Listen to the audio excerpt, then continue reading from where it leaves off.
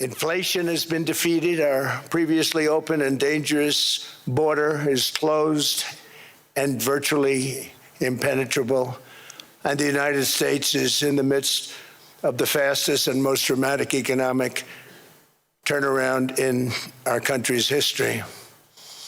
Under the Biden administration, America was plagued by the nightmare of stagflation, meaning low growth, and high inflation, a recipe for misery, failure, and decline. But now, after just 1 year of my policies, we are witnessing the exact opposite: virtually no inflation and extraordinarily high economic growth. Growth like I believe you'll see very shortly our country has never seen before, perhaps no country has ever seen before. Over the past 3 months, core inflation has been just 1.6%. Meanwhile, fourth quarter growth is projected to be 5.4%, far greater than anybody other than myself and a few others had predicted. Since the election, the stock market has set 52 all-time high records. So that's in 1 year, 52 records, adding $9 trillion in value to retirement accounts, 401ks, and people's savings. People are doing very well. They're very happy with me. Since my inauguration, we've lifted more than 1.2 million people off of food stamps, and after 4 years in which Biden secured less than $1 trillion of new investment in our country. Think of that, 1 trillion, substantially less than that. In 4 years, we've secured commitments for a record-breaking $18 trillion, and we think when the final numbers come out, they'll be closer to $20 trillion of investment. That's never been done by any country at any time, not even close. Just over 1 year ago, under the radical left Democrats, we were a dead country. Now we are the hottest country anywhere in the world. In fact, the United States economy is on pace to grow at double the rate that was projected by the IMF just last April. And with my growth and tariff policies, it should be much higher. I really believe we can be much higher than that. And this is all great news, and it's great for all nations. The USA is the economic engine on the planet, and when America booms, the entire world booms. It's been the history. When it goes bad, it goes bad. You all follow us down, and you follow us up, and we're at a point that I don't believe we've ever been. I never thought we could do it this quickly. My biggest surprise is I thought it would take more than a year, maybe like a year and 1 month. But it's happened very quickly. This afternoon, I want to discuss how we have achieved this economic miracle, how we intend to raise living standards for our citizens to levels never seen before, and perhaps how you too and the places where you come from can do much better by following what we're doing, because certain places in Europe are not even recognizable, frankly, anymore. They're not recognizable. And we can argue about it, but there's no argument. Friends come back from different places. I don't want to insult anybody, and say, I don't recognize it. And that's not in a positive way. That's in a very negative way. And I love Europe, and I want to see Europe go good, but it's not heading in the right direction. In recent decades, it became conventional wisdom in Washington and European capitals that the only way to grow a modern Western economy was through ever-increasing government spending, unchecked mass migration, and endless foreign imports. The consensus was that so-called dirty jobs and heavy industry should be sent elsewhere, that affordable energy should be replaced by the Green New Scam, and that countries could be propped up by importing new and entirely different populations from faraway lands. This was the path that Sleepy Joe Biden administration and many other Western governments very foolishly followed, turning their backs on everything that makes nations rich and powerful and strong. And there's so much potential in so many nations. The result was record budget and trade deficits and a growing sovereign deficit driven by the largest wave of mass migration in human history. We've never seen anything like it. Quite frankly, many parts of our world are being destroyed before our very eyes, and the leaders don't even understand what's happening. And the ones that do understand aren't doing anything about it. Virtually all of the so-called experts predicted my plans to end this failed model would trigger a global recession and runaway inflation. But we have proven them wrong. It's actually just the opposite. In 1 year, our agenda has produced a transformation like America has not seen in over 100 years. Instead of closing down energy plants, we're opening them up. Instead of building ineffective, money-losing windmills, we're taking them down and not approving any. Instead of empowering bureaucrats, we're firing them, and they're going out and getting jobs in the private sector for 2 and 3 times what they were making in government. So they started off hating me when we fired them, and now they love me. Instead of raising taxes on domestic producers, we're lowering them and raising tariffs on foreign nations to pay for the damage that they've caused. In 12 months, we have removed over 270,000 bureaucrats from the federal payrolls, the largest single-year reduction in government employment since the end of World War II. Nobody thought that was coming, but we had no choice. To make a country great, you can't have all federal jobs. We've cut federal spending by $100 billion and slashed the federal budget deficit by 27% in the single year. It's going to go down quite a bit more from that, driving inflation way down from the record highs of the Biden administration. Every month, they went up and up and up. I promised to cut 10 old regulations for every single new regulation. But instead, I've cut, actually, till this point, 129 regulations for every 1 new regulation approved. So every time they come in with a new regulation, we do at least 10, but so far it's averaging out to 129, if you can believe it. In July, we passed the largest tax cuts in American history, including no tax on tips, no tax on overtime, no tax on Social Security for our great seniors.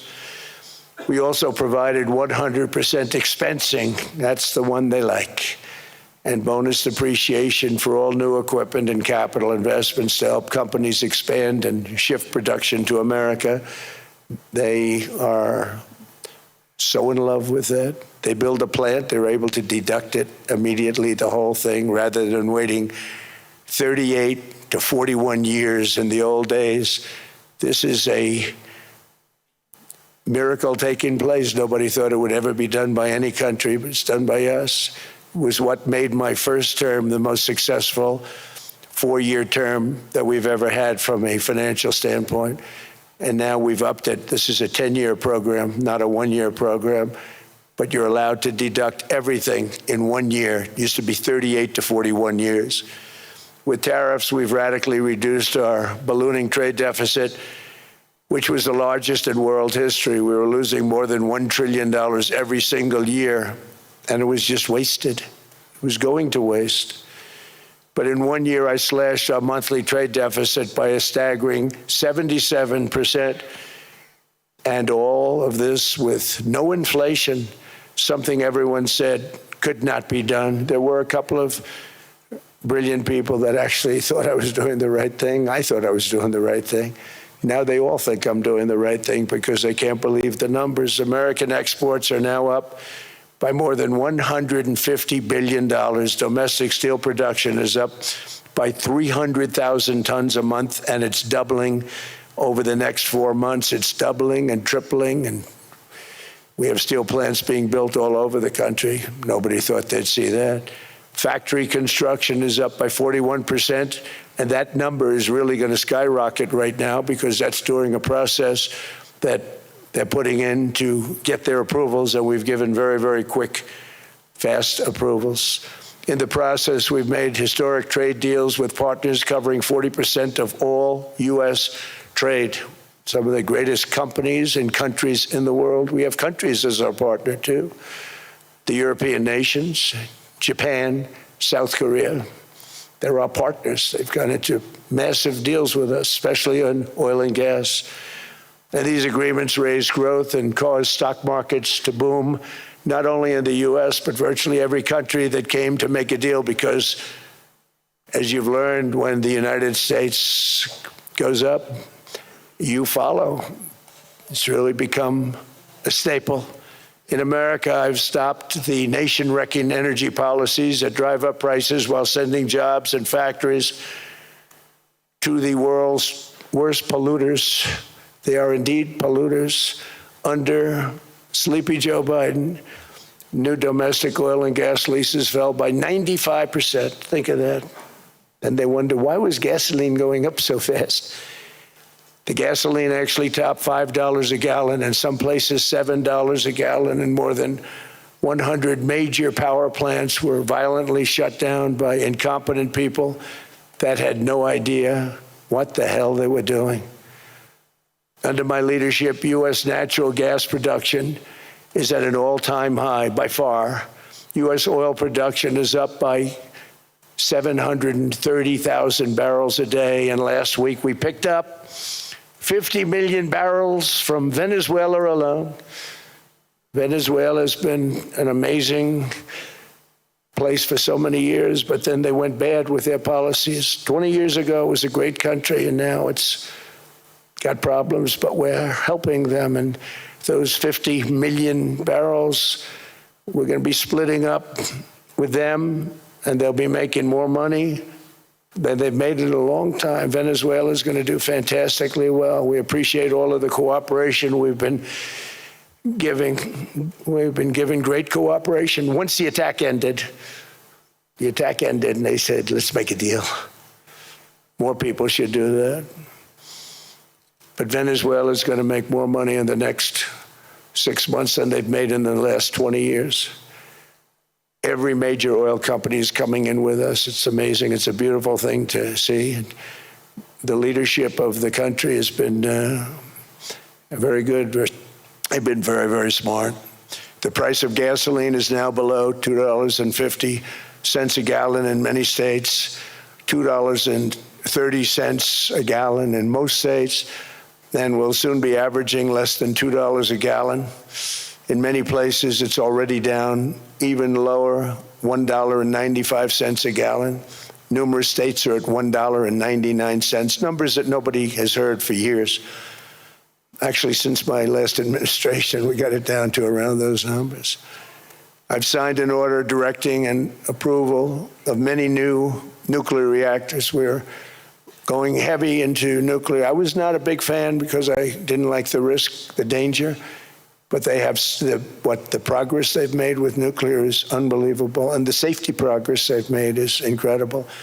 We're very much into the world of nuclear energy, and we can have it now at good prices and very, very safe. And we're leading the world in AI by a lot. We're leading China by a lot. I think President Xi respects what we've done, in part because I've allowed these big companies building these massive buildings to build their own electric capacity. They're building their own power plants, which, when added up, is more than any country anywhere in the world is doing. I read recently an article in the Wall Street Journal that China's creating so much energy, and they are. You got to hand it to them. But we're creating as much or more, and we're letting them do that. I'm very proud of it. It was my idea. I said, you can't create this much energy. We needed more than double the energy currently in the country just to take care of the AI plants. And I said, we can't do that. We have an old grid system. And I came up with the idea, you people are brilliant. You have a lot of money. Let's see what you can do. You can build your own electric generating plants. And they looked at me. They didn't believe me. All of the names that are, I think, in the room right now, if you want to know the truth, they didn't believe it. And I said, no, you can't. They came back 2 weeks and they didn't have the plant. They said, we thought you were kidding. I said, no, not only am I not kidding, you're going to have your approvals within 2 weeks. I always say nuclear will take 3 weeks, but most aren't going that. They're going oil and gas. They're even going coal in some cases. Because of my landslide election victory, the United States avoided the catastrophic energy collapse which befell every European nation that pursued the Green New Scam. perhaps the greatest hoax in history. The Green New Scam, windmills all over the place, destroy your land, destroy your land. Every time that goes around, you lose $1,000. You're supposed to make money with energy, not lose money. Here in Europe, we've seen the fate that the radical left tried to impose on America. They tried very hard. Germany now generates 22% less electricity than it did in 2017, and it's not the current chancellor's fault. He's solving the problem. He's going to do a great job. But what they did before he got there, I guess that's why he got there. And electricity prices are 64% higher. The United Kingdom produces just 1/3 of the total energy from all sources that it did in 1999. Think of that, 1/3. And they're sitting on top of the North Sea, one of the greatest reserves anywhere in the world, but they don't use it. And that's one reason why their energy has reached catastrophically low levels with equally high prices. High prices, very low levels. Think of that, 1/3. And you're sitting on top of the North Sea, and they like to say, well, you know, that's depleted. It's not depleted. It's got 500 years. They haven't even found the oil. The North Sea is incredible. They don't let anybody drill. Environmentally, they don't let them drill. They make it impossible for the oil companies to go. They take 92% of the revenues. So the oil companies say, we can't do it. They came to see me. Is there anything you can do? I want Europe to do great. I want UK to do great. They're sitting on one of the greatest energy sources in the world, and they don't use it. In fact, their electricity prices have soared 139%. There are windmills all over Europe. There are windmills all over the place, and they are losers. One thing I've noticed is that the more windmills a country has, the more money that country loses and the worse that country is doing. China makes almost all of the windmills, and yet I haven't been able to find any wind farms in China. Did you ever think of that? It's a good way of looking at it. They're smart. China's very smart. They make them, they sell them for a fortune. They sell them to the stupid people that buy them, but they don't use them themselves. They put up a couple of big wind farms, but they don't use them. They just put them up to show people what they could look like. They don't spin. They don't do anything. They use a thing called coal, mostly. But China goes with the coal. They go with oil and gas. They're starting to look at nuclear a little bit, and they're doing just fine. They make a fortune selling the windmills, though, and I think really that's one that they wouldn't be surprised if it stopped. They are shocked that it continues to go.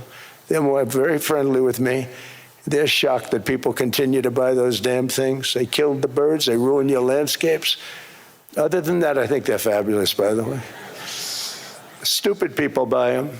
The consequences of such destructive policies have been stark, including lower economic growth, lower standards of living, lower birth rates, more socially disruptive migration, more vulnerability to hostile foreign adversaries, and much, much smaller militaries.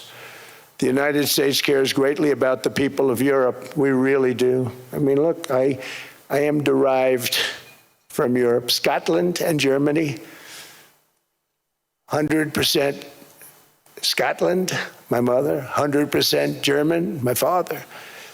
And we believe deeply in the bonds we share with Europe as a civilization. I want to see it do great. That's why issues like energy, trade, immigration, and economic growth must be central concerns to anyone who wants to see a strong and united West, because Europe and those countries have to do their thing. They have to get out of the culture that they've created over the last 10 years. It's horrible what they're doing to themselves. They're destroying themselves. It's beautiful, beautiful places. We want strong allies, not seriously weakened ones. We want Europe to be strong. Ultimately, these are matters of national security, and perhaps no current issue makes the situation more clear than what's currently going on with Greenland. Would you like me to say a few words of Greenland? I was going to leave it out of the speech, but I think I would have been reviewed very negatively. I have tremendous respect for both the people of Greenland and the people of Denmark, tremendous respect. But every NATO ally has an obligation to be able to defend their own territory. And the fact is, no nation or group of nations is in any position to be able to secure Greenland other than the United States. We're a great power, much greater than people even understand. I think they found that out 2 weeks ago in Venezuela. We saw this in World War II, when Denmark fell to Germany after just 6 hours of fighting and was totally unable to defend either itself or Greenland. So the United States was then compelled, we did it, we felt an obligation to do it, to send our own forces to hold the Greenland territory, and hold it we did at great cost and expense. They didn't have a chance of getting on it, and they tried. Denmark knows that. We literally set up bases on Greenland for Denmark.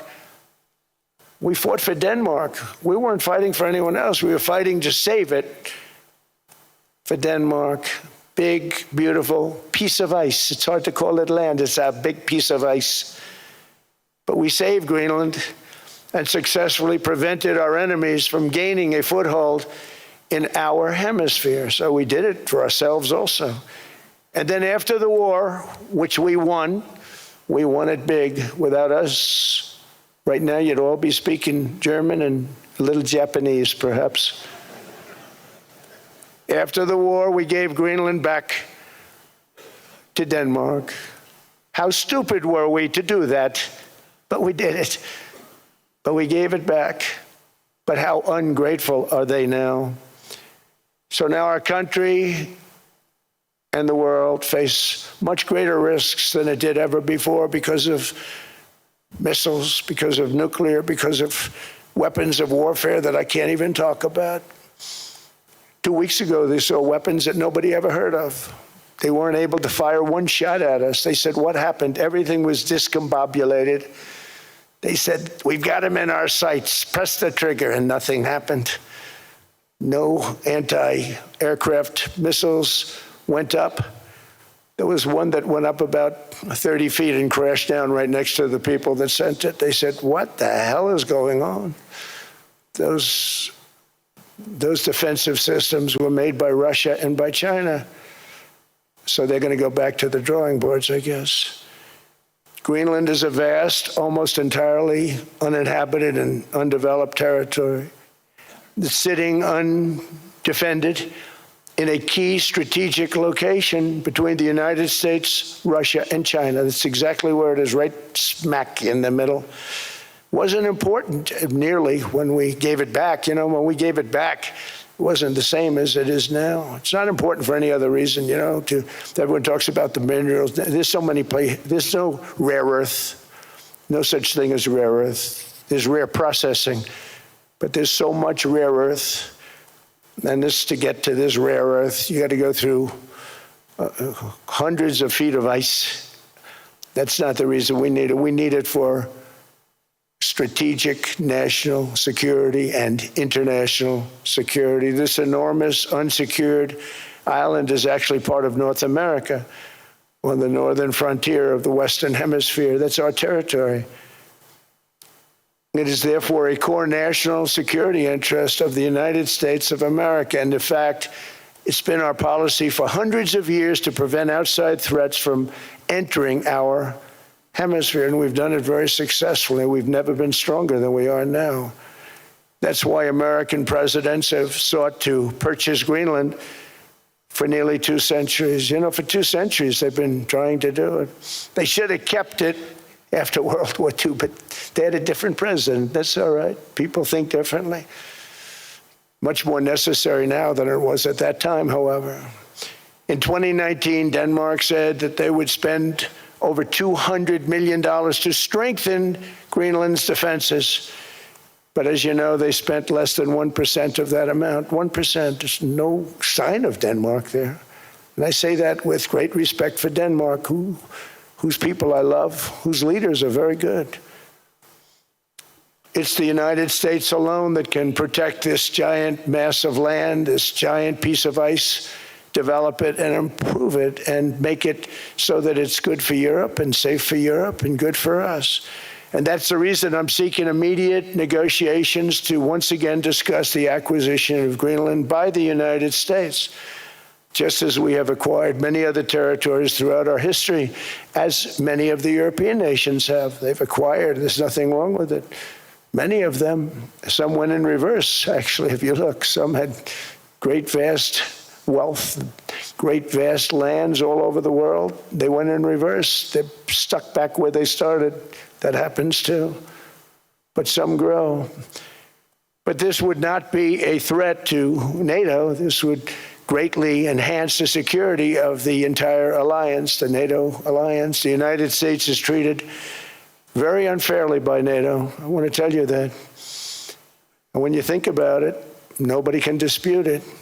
We give so much and we get so little in return. And I've been a critic of NATO for many years. And yet I've done more to help NATO than any other president by far, than any other person. You wouldn't have NATO if I didn't get involved in my first term. The war with Ukraine is an example. We are thousands of miles away, separated by a giant ocean. It's a war that should have never started, and it wouldn't have started if the 2020 U.S. presidential election weren't rigged. It was a rigged election. Everybody now knows that. They found out. People will soon be prosecuted for what they did. It's probably breaking news, but it should be. It was a rigged election. You can't have rigged elections. You need strong borders, strong elections, and ideally a good press. I always say it. Strong borders, strong elections, free, fair elections, and a fair media. The media is terrible. It's very crooked. It's very biased, terrible. But someday it'll straighten out because it's losing all credibility. Think of it, when I went in a landslide, a giant landslide, won all 7 swing states, won the popular vote, won everything, and I only get negative press. That means that it has no credibility. And if they're going to get credibility, they're going to have to be fair. So you need a fair press. But you also need those other elements. And I inherited a terrible, terrible situation. If you look, the border was open. The inflation was raging. Everything was bad with the United States when I came into office. But I also inherited a mess with Ukraine and Russia, something that would have never happened. And I know Putin very well. He and I would discuss Ukraine. It was the apple of his eye, but he wasn't going to do anything. I said, Vladimir, you're not doing it. He would never have done it. It was terrible what happened. I could see it happening, too. After I left, I could see it happening. Biden had given Ukraine and NATO $350 billion, a staggering sum, $350 billion. I came in, and just like the southern border, just like inflation, just like our economy, I said, wow, this place is in trouble, meaning our country. All of these things were out of control. But the border was out of control. We fixed it with the strongest border anywhere in the world. And I've now been working on this war for 1 year, during which time I settled 8 other wars. India, Pakistan, I settled other wars that were, Vladimir Putin called me, Armenia, Azerbaijan. He said, I can't believe you settled that one. They were going on for 35 years. I settled it in 1 day. And President Putin called me. He said, you know, I can't believe I've worked on that war for 10 years trying to settle it. I couldn't do it. I said, do me a favor, focus on settling your war. Don't worry about that one. What does the United States get out of all of this work, all of this money, other than death, destruction, and massive amounts of cash going to people who don't appreciate what we do? They don't appreciate what we do. I'm talking about NATO, I'm talking about Europe. They have to work on Ukraine. We don't. The United States is very far away. We have a big, beautiful ocean separating us. We have nothing to do with it. Until I came along, NATO was only supposed to pay 2% of GDP but they weren't paying. Most of the countries weren't paying anything. The United States was paying for virtually 100% of NATO. And I got that stopped. I said, that's not fair. But then more importantly, I got NATO to pay 5%, and now they were paying, and now they are paying. So something nobody said was possible. They said, we will never go up higher than 2%. But they went to 5%, and now they're paying the 5. They didn't pay the 2, and now they're paying the 5. And they're stronger for it, and they have an excellent, by the way, Secretary General, who's possibly in the room. Mark, are you here? Yes, he's here. Hello, Mark. We never asked for anything, and we never got anything. We probably won't get anything unless I decide to use excessive strength and force where we would be, frankly, unstoppable. But I won't do that. Okay? Now everyone's saying, oh, good. That's probably the biggest statement I made, because people thought I would use force. I don't have to use force. I don't want to use force. I won't use force. All the United States is asking for is a place called Greenland, where we already had it as a trustee, but respectfully returned it back to Denmark not long ago after we defeated the Germans, the Japanese, the Italians, and others in World War II. We gave it back to them. We were a powerful force then, but we are a much more powerful force now, after I rebuilt the military in my first term and continue to do so today. We have a budget of $1.5 trillion. We're bringing back battleships. The battleship is 100 times more powerful than the great battleships you saw in World War II, those great, big, gorgeous ships, the Missouri, the Iowa, the Alabama. Because I thought maybe we could take them out of mothballs. They said, no, sir, these ships are 100, think of that, 100 times more powerful than those big, magnificent pieces of art that you saw so many times ago, that you still see on television. You say, wow, what a force. 100 times, each ship 100 times more powerful than the big battleships of the past. So that was the end of the mothball story. So what we have gotten out of NATO is nothing except to protect Europe from the Soviet Union and now Russia. I mean, we've helped them for so many years. We've never gotten anything, except we pay for NATO. And we paid for many years until I came along. We paid for, in my opinion, 100% of NATO because they weren't paying their bills. And all we're asking for is to get Greenland, including right title and ownership, because you need the ownership to defend it. You can't defend it on a lease.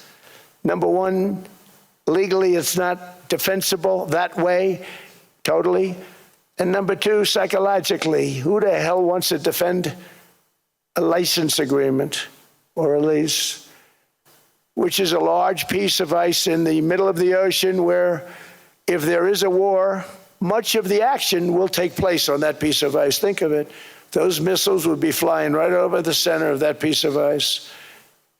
All we want from Denmark for national and international security and to keep our very energetic and dangerous potential enemies at bay is this land on which we're going to build the greatest golden dome ever built. We're building a golden dome that's going to, just by its very nature, going to be defending Canada. Canada gets a lot of freebies from us, by the way. They should be grateful also, but they're not. I watched your Prime Minister yesterday. He wasn't so grateful.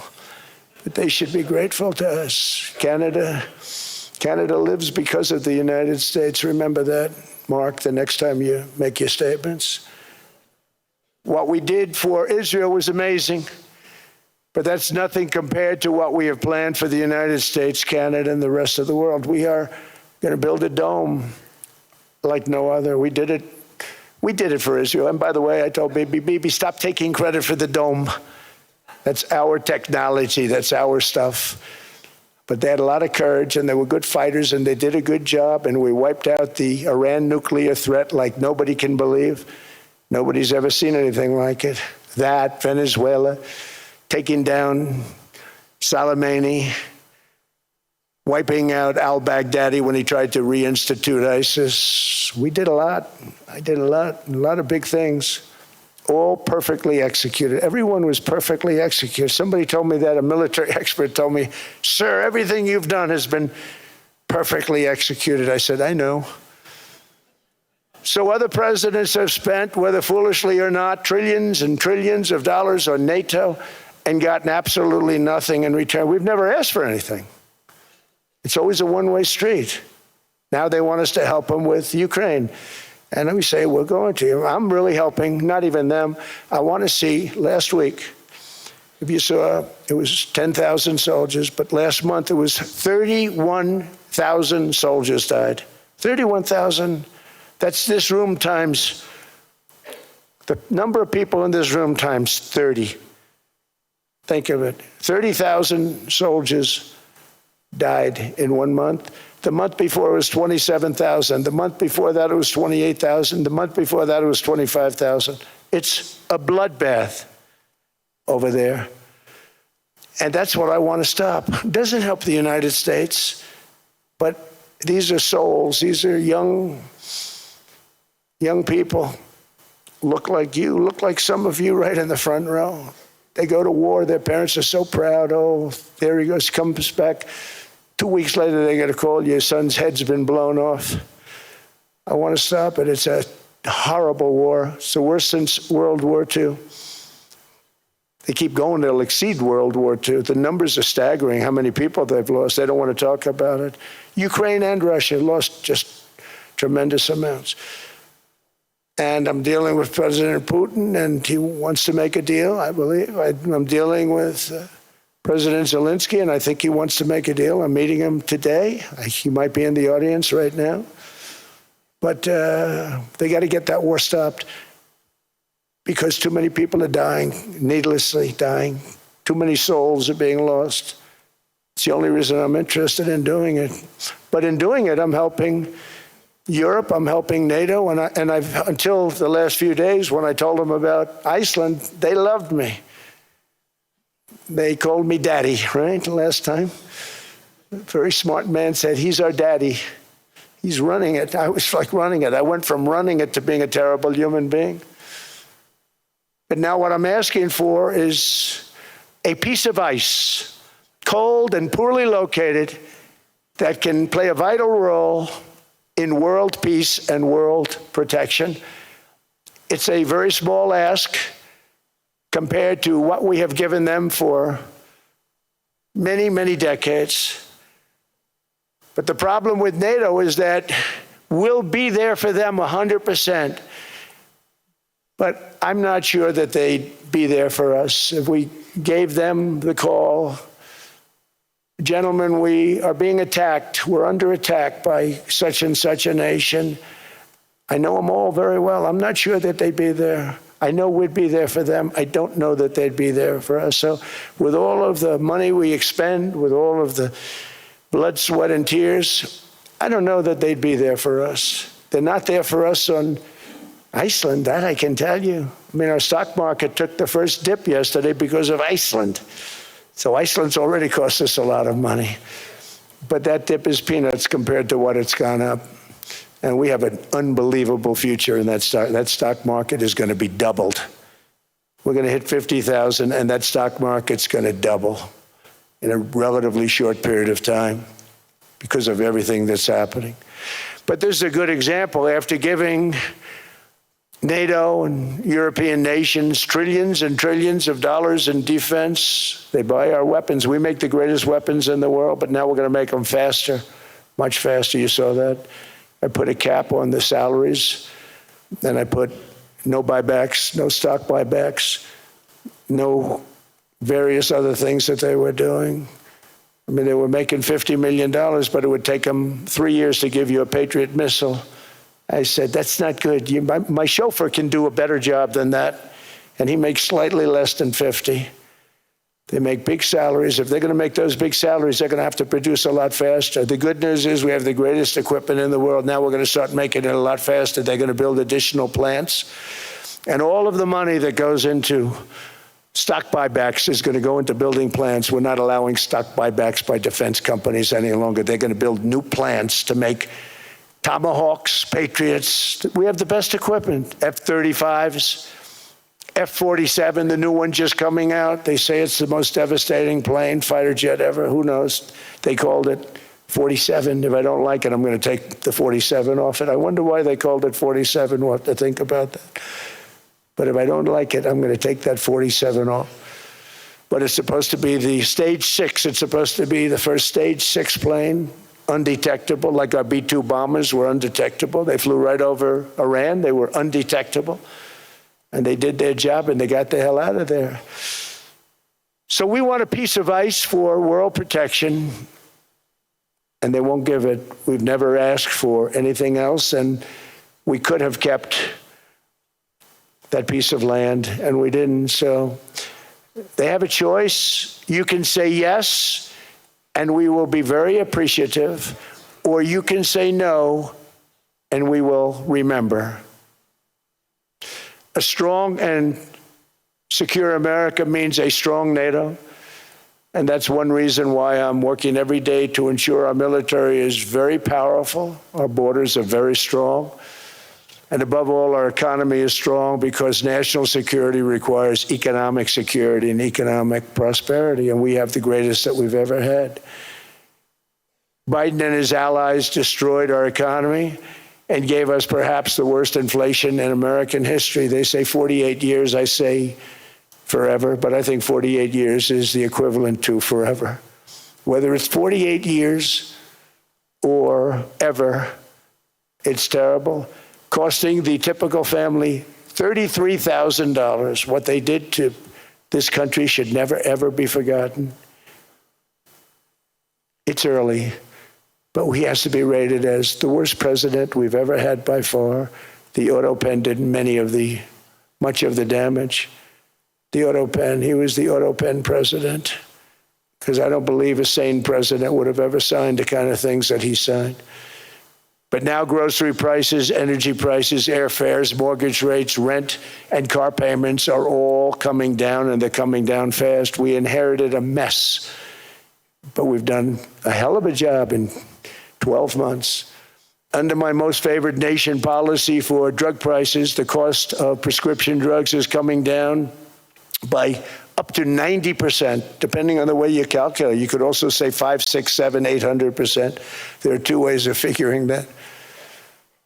But we have a favored nations policy that every president wanted, no president was able to get. I got it, and other nations approved it. And I had to use tariffs in order to get it, because they said, no way. In other words, a pill that costs 10% in London costs $130. Think it costs $10 in London, costs $130 in New York or in Los Angeles. And I'd say, boy, that's bad. Friends of mine would say, you know, we go to London, you can buy the stuff for nothing. We go all over the world, we can buy it for nothing. Because basically America was subsidizing every nation in the world, because presidents allowed them to get away with it. It became very tough. So when I called up Emmanuel Macron, I watched him yesterday with those beautiful sunglasses. What the hell happened? But I watched him sort of be tough. But he was at $10 for a pill. And I said, Emmanuel, and I have all the big pharmaceutical companies are in total agreement. It wasn't easy, by the way. They're tough, smart. They've been getting away with this scam for a long time. But they gave it up. But they said, you'll never get the countries to approve it. I said, why is that? Because they won't. They always said, we're not paying any more. Get the rest for the United States. So over the years, they stayed the same. We just went up, up, up. And I mean, we would pay 13, 14, 15 times more than certain countries would. So I said, no, they'll approve it 100%. Sir, you'll never get them to approve it. I said, I guarantee you. But I actually started with Emmanuel, who probably is in the room too. And I like him. I actually like him. Hard to believe, isn't it? And I said, Emmanuel, you're going to have to lift the price of that pill to $20, maybe $30. Think of that. That means it's a doubling. a doubling of prescription drugs. Might be a tripling, might be a quadrupling. It's not easy. No, no, no, Donald, I will not do that. I said, yes, you will, 100%. He said, no, no, no. You're asking me to double. I said, Emmanuel, you've been taking advantage of the United States for 30 years with prescription drugs. You really should do it, and you will do it. I have no doubt. In fact, I am 100% sure you're going to. No, no, no, I will not do it. Because yes, in all fairness to him, he has to double or triple. Because the world being a bigger place than the United States, it's not that you meet in the middle. You just have to go up some, and we come down a lot. They go up a little, we come down a lot. So we're at $130, they're at 10. So they may have to go to 20 or 30. No more than that. I said, Emmanuel, you're going to be doubling or tripling? No, no, no. I said, here's the story, Emmanuel. The answer is you're going to do it, you're going to do it fast. And if you don't, I'm putting a 25% tariff on everything that you sell into the United States and a 100% tariff on your wines and champagnes. And that's about 10 times more than what I'm requesting. And you're going to do it. I don't want to go public with it, but you may make me do that. No, no, Donald, I will do it. I will do it. It took me, on average, 3 minutes a country, saying the same thing. You will do it. They all said, no, no, no, I will not do it. You're asking me to double the cost of prescription. I said, that's right, because you've been screwing us for 30 years. And they said, we will not do it. I said, that's all right. On Monday morning, we're putting a 25, 30, 50. I gave different numbers for different countries. This is also national security we're talking about. Not fair. We're not going to subsidize the whole world. And every one of those countries have agreed to do it. So one of the biggest things that I've done is the fact that we have now most favored nation. We will pay whatever the lowest price is in the entire world.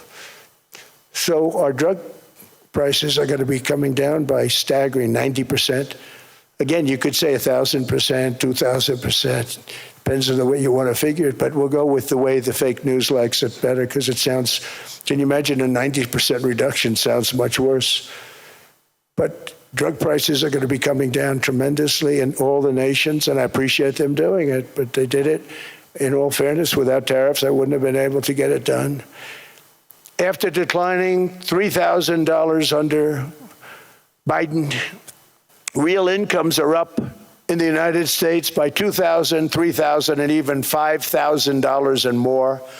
Home ownership has always been a symbol of health and vigor of American society, but that goal fell out of reach for millions and millions of people in the Biden era because interest rates went up so high. Today, I'm taking action to bring back this bedrock of the American dream. In recent years, Wall Street giants and institutional investment firms, many of you are here, many of you are good friends of mine, many of you are supporters. Sorry to do this to you, I'm so sorry. But you've driven up housing prices by purchasing hundreds of thousands of single-family homes, and it's been a great investment for them. Often as much as 10% of houses on the market. You know, the crazy thing is a person can't get depreciation on a house, but when a corporation buys it, they get depreciation. Okay, that's something we're going to have to think about, too. I don't know if too many people think about that. You buy a corporation, they buy 500 houses. They buy hundreds of thousands. They buy 500 houses. They can take depreciation. A person sweats and works and buys one house, they can't. But homes are built for people, not for corporations, and America will not become a nation of renters. We're not going to do that. That's why I have signed an executive order banning large institutional investors from buying single-family homes. It's just not fair to the public. They're not able to buy a house. And I'm calling on Congress to pass that ban into permanent law, and I think they will. One of the biggest barriers to saving for a down payment has been surging credit card debt. The profit margin for credit card companies now exceeds 50%, one of the biggest. And they charge Americans interest rates of 28%, 30%, 31%, 32%. Whatever happened to usury? So to help our citizens recover from the Biden disaster, all caused by this horrible president, just horrible president. I'm asking Congress to cap credit card interest rates at 10% for 1 year. And this will help millions of Americans save for a home. They have no idea they're paying 28%. They go out there a little late in their payment and they end up losing their house. It's terrible. To unleash innovation in savings and financing, I'm also working to ensure America remains the crypto capital of the world. And to that end, last year, I signed the landmark Genius Act into law. Now Congress is working very hard on crypto market structure legislation, Bitcoin, all of them, which I hope to sign very soon, unlocking new pathways for Americans to reach financial freedom. And I did it for two reasons. Number one, I thought it was politically good, and it was. I got tremendous political support. But more importantly, China wanted that market too. It's just like they want the AI. And we've got that market, I think, pretty well locked up. If I didn't do it, Biden was totally against it until before the election, when they realized that, there were millions of people voting against him over crypto. And all of a sudden, they loved it very much, but it was too late. They blew it. But it is politically popular, but it's much more importantly, we have to make it so that China doesn't get the hold of it. And once they have that hold, we're not going to be able to get it back. So I'm honored to have done it. Finally, I've instructed government-backed institutions to purchase up to $200 billion in mortgage bonds to bring down interest rates. And I'll be announcing a new Fed chairman in the not-too-distant future. I think he'll do a very good job. See, I gave away some of it. He did give that away. So we have something, got something, but somebody that's very respected. They're all respected. They're all great. Everyone that I interviewed is great. Everyone could do, I think, a fantastic job. Problem is they change once they get the job. They do. They're saying everything I want to hear, and then they get the job. They're locked in for 6 years. They get the job, and all of a sudden, let's raise rates a little bit. I call them, sir, we'd rather not talk about this. It's amazing how people change once they have the job, but it's too bad. Sort of disloyalty, but they got to do what they think is right. We have a terrible chairman right now, Jerome Too Late Powell. He's always too late. And he's very late with interest rates, except before the election, he was just fine for the other side. So we're going to have somebody that's great, and we hope he does the right job. Last week, the average 30-year mortgage rate dropped below 6% for the first time in many years. Another major factor in driving up housing costs was the mass invasion of our borders. And I have to say one thing about housing, because nobody ever says this. I am very protective of people that already own a house, of which we have millions and millions and millions. And because we have had such a good run, the house values have gone up tremendously. And these people have become wealthy. They weren't wealthy. They become wealthy because of their house. And every time you make it more and more and more affordable for somebody to buy a house cheaply, you're actually hurting the value of those houses, obviously, because the one thing works in tandem with the other. And I don't want to do anything that's going to hurt the value of people that own a house, who for the first time in their lives are walking around the streets of whatever city they're in, very proud that their house is worth $500,000, $600,000, $700,000. Now, if I want to really crush the housing market, I could do that so fast and people could buy houses, but you would destroy a lot of people that already have houses. In some cases, they've mortgaged their house, and the mortgage would be very low, and all of a sudden the mortgage without any changes becomes very high, and they end up losing the house. I'm not going to hurt, and I speak with Scott, who's doing a fantastic job, and Howard, who's doing a fantastic job, and all of my people. And I always say, look, I can crush the hell out of the market. We can drop interest rates to a level, and that's one thing we do want to do. That's natural. That's good for everybody. The dropping of the interest rates, we should be paying a much lower interest rate than we are. We should be paying the lowest interest rate of any country in the world, because without the United States, you don't have a country. I had a case with Switzerland. We happened to be in Switzerland. Maybe I'll give you a quick story. But they were paying nothing. They make beautiful watches, great watches, Rolex, all of them. They were paying nothing to the United States when they sent their product in. And we had a $41 billion deficit. 41 billion with this beautiful place. Flew over it, isn't it nice? So I said, let's put a 30% tariff on them so that we get back some of it, not all of it at all. We still have a deficit, big deficit. We had 41 million. That's a big deficit. And I said, let's put a tariff on. Different tariffs, different places. You're all party to them. In some cases, victims to them. But in the end, it's a fair thing. And most of you realize that.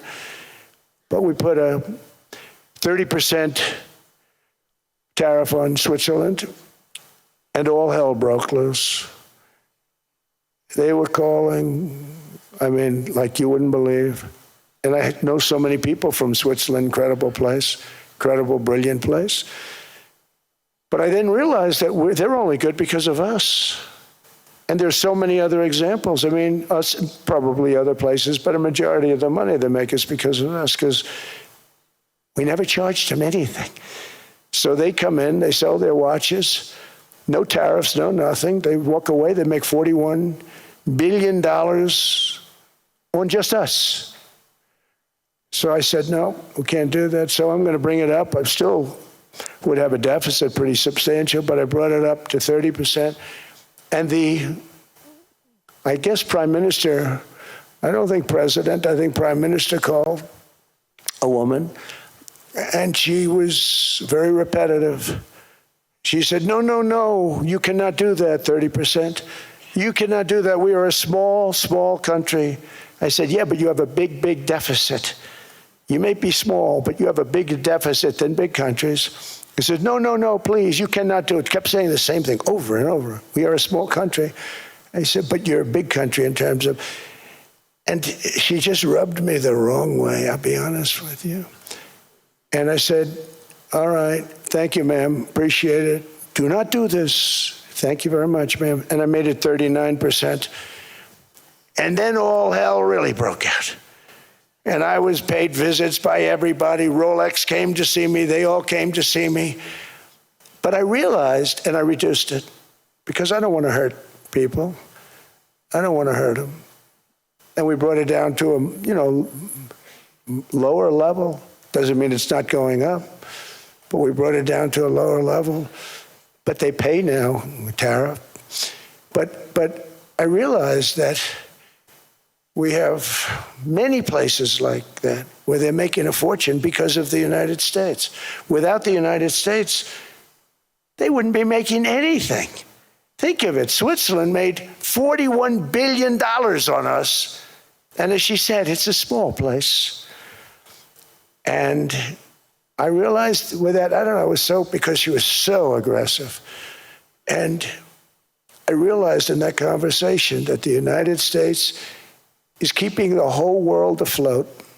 Many places, I could give you 6, 7 places just in the people in this little area. I know every one of them. They're looking down. They don't want to see me. They don't want to stare me in the eyes.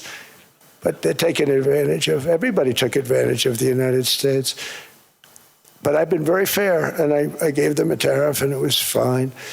But I realized that without us, it's not Switzerland anymore. Without us, it's not any of the countries that are represented here. And we want to work with the countries. We want to work with them. We're not looking to destroy them. I could have said 39, 40%. I could have said I want a 70% tariff, then we make money with Switzerland. But Switzerland would have been probably destroyed, financially destroyed. I don't want to do that. But we should be paying the lowest interest rate of everybody. I hope Scott's listening to this, because we should be paying the lowest interest rate of everybody. Without us, most of the countries don't even work. And then you have the protection factor. Without our military, which is the greatest in the world by far, without our military, you have threats that you wouldn't believe. You don't have threats because of us, and that's because of NATO. One other thing, and I have to say it so importantly, in the old days, and I used to say I'm the youngest in the room. Now I'm among the older. I hate to say it. I don't feel old, but I'm among the older. But I remember not long ago, 20, 25 years ago, when good news came out about, let's say, the United States. The United States had a great quarter. The United States had a great month. All the stocks went up. And that's the way it's supposed to be. Now when they say the United States had a record quarter, it's unbelievable how well it's doing, all the stocks crash because they say, oh no, inflation, they're going to raise interest rates. And they do. Some of these stupid people like Powell, they raise interest rates. And what they do is they stop you from being successful. It used to be when we had a great quarter, a great month, great earnings, great anything, any good news, the stock market went up. That's the way it's going to be. We got to do that again because that's the way it should be. Now when we have a great month, they want to kill it. Like we did over 5%. People were surprised. We should do 20%. We could do 25%. When we announce good numbers, and the reason is they're so petrified of inflation. And growth doesn't mean inflation. We've had tremendous growth with very low inflation. In fact, growth can fight inflation, proper growth. So we want to get back to the days when we announce great numbers, because we're going to be announcing phenomenal. You know, all these factories that are being built at record, thousands of businesses are being built right now. Remember, $18 trillion is invested. I think the second number is 3, and that was China many years ago. Investments in the country from outside. 18 trillion, nobody's ever seen. And that's money coming in and building things, factories. Thousands of businesses are being built, thousands. Hundreds of big factories, car plants are moving back to the United States. They're coming in from Canada, they're coming in from Mexico, from Japan. Japan's coming in and building plants here in order to avoid tariffs. They're coming in from China, they're coming in from all over the world. We have more plants being built now, car plants, than we've ever had built, even in the heyday from the 1940s and 50s. And they're bigger. They don't use renovations anymore where they take an old plant, they rip it down, they build a brand new plant, super modern plant. But it's happening at levels that nobody's ever seen. In 2024, the U.S. built less than 2 million new homes, but Biden admitted more than 8 million new migrants. And those days are over. In 2025, for the first time in 50 years, the United States had reverse migration. Boy, that was nice. And these were criminals that were being taken out of our country because they allowed people to come into our country from jails, from gangs, drug dealers, murderers. 11,888 murderers. We've gotten most of them out. And then ICE gets beat up by stupid people from leadership in Minnesota. We actually are helping Minnesota so much, but they don't appreciate it. Most places do. You know, Washington, D.C. is the safest place now in the United States. It was a very dangerous place to walk, and now you can walk with your wife, your kids, right through the middle of the city. Right now, Washington, D.C. is as safe as it gets.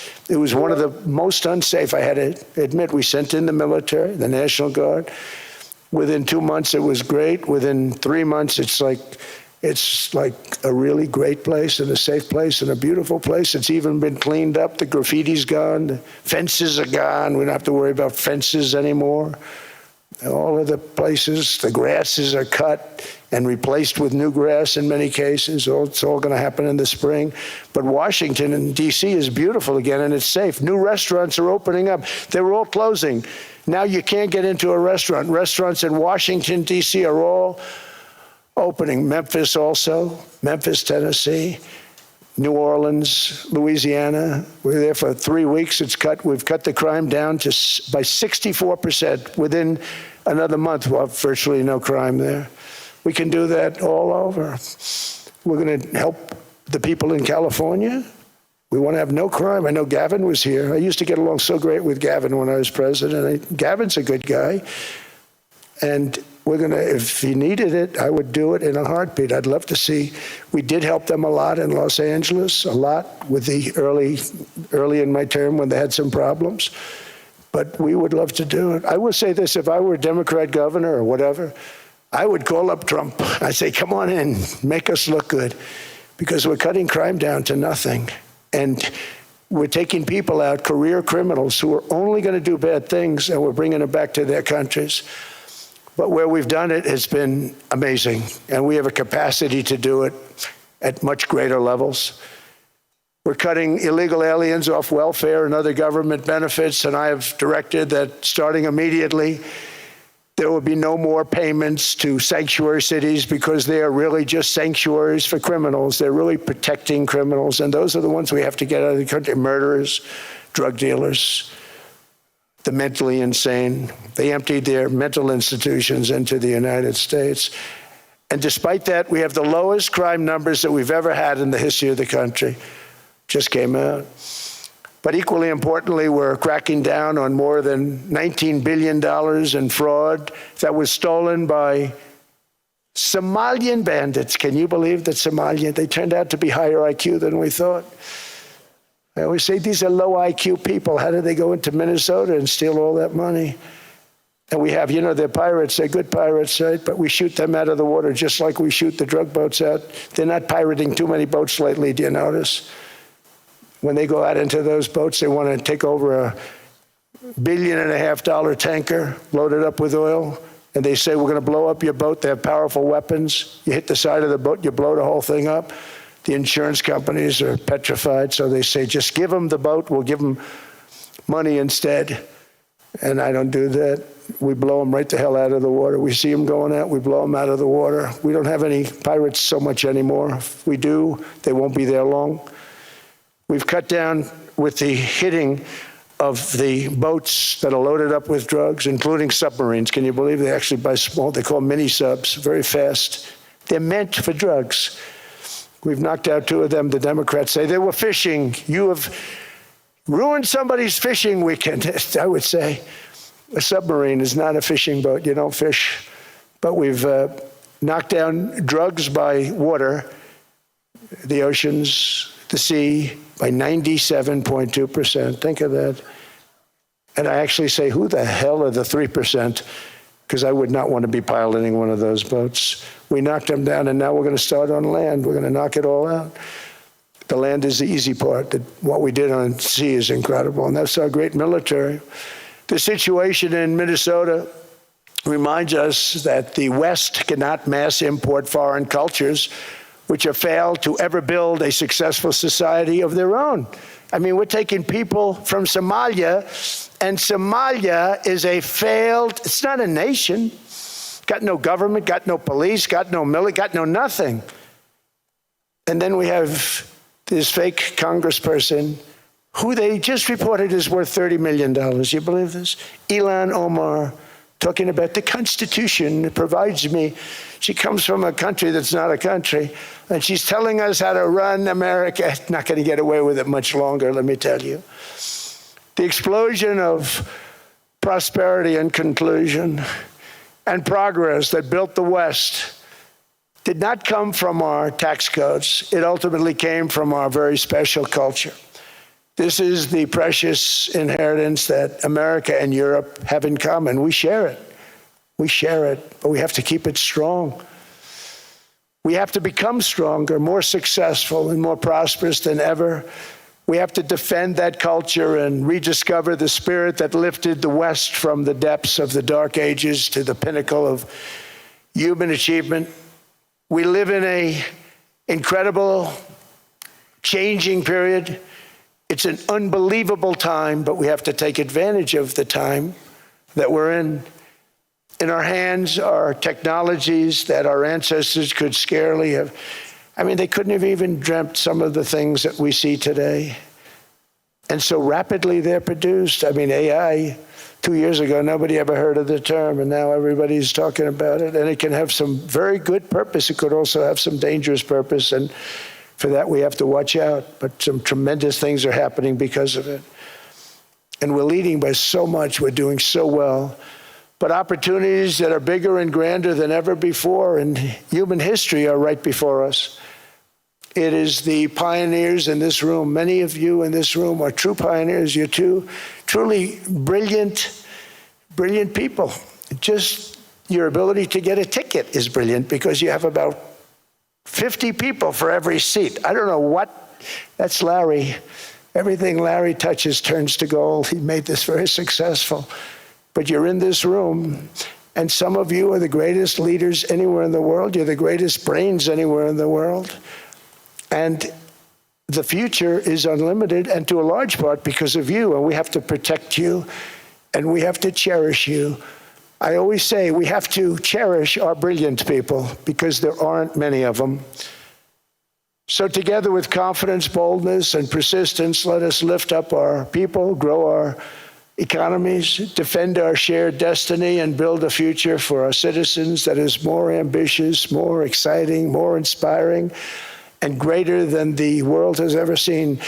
We're in a position to do things that nobody else has ever even thought of before. And many of the people in this room are the ones that are doing it, and I want to congratulate you, and I'm with you all the way. You can do things that nobody else can even think about. So I congratulate you on your tremendous success, and the United States is back, bigger, stronger, better than ever before, and I'll see you around. Thank you all very much. Thank you very much.